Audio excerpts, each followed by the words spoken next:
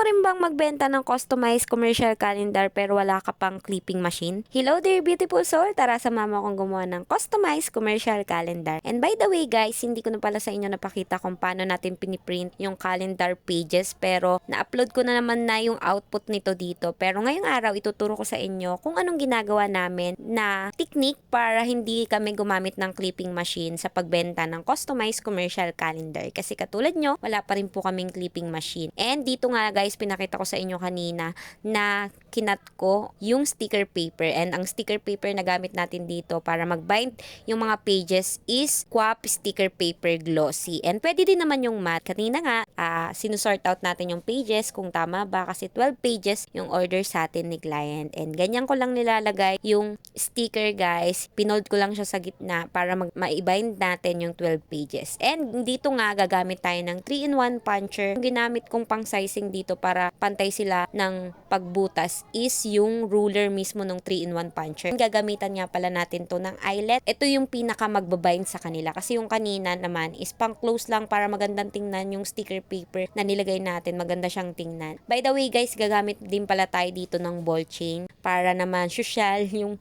pagsasabitan, hindi lang tali yung gagamitin natin. And dito nga, kailangan ng medyo may force yung kamay natin sa pag-punch nung eyelet. And dalawahan pala yung ginamit ko, yung harap at saka likod, in-eyelet natin siya para maganda siyang tingnan. And ayan, guys, yung final output or outcome ng ginawa natin. Yan, 12 pages yan. And make sure nyo lang guys na tama yung pagkasunod-sunod ng January to December. Kasi minsan, syempre, di ba, hindi natin alam na nakakat pala yung pag-print. Kaya yun yung ginagawa namin talaga, dino-double check. And dito naman, nagkakat ako ng paper kasi ang gusto ni client na pagbigay sa kanila ng kalendaryo o yung packaging is naka-roll kasi ibibigay daw to ni client sa mga suki niya sa grocery. So yun lang guys, ganyan lang namin siya pinapackaging para mas maganda. And nilagyan ko rin siya ng thank you sticker, yung thank you for supporting my small business para naman matuwa yung pagbibigyan. So yan lang guys, ganyan lang namin ginagawa yung customized commercial calendar dito sa shop. Kaya naman kung wala ka pang clipping machine, wag kang matakot sumubok kasi pwede natin gawa ng paraan yan. Kasi sabi nga,